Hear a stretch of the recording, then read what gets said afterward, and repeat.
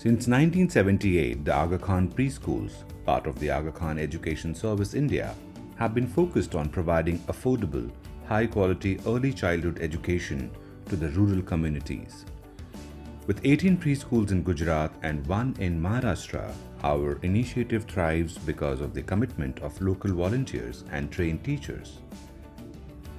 Our preschools follow the Sishu Pehal Paddhati, which is a child-centered approach that makes learning fun and engaging. For instance, rather than memorizing a concept, children are made to count pebbles during outdoor play or measure ingredients during a simple cooking activity.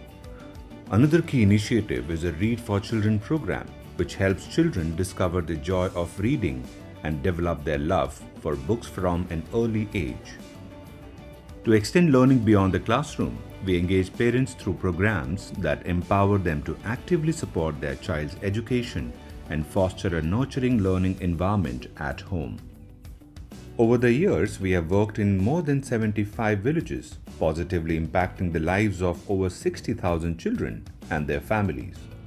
Our work has been recognized through a 3-part documentary series aired on Doordarshan Rajkot, which showcased the transformative impact of our preschools on rural communities.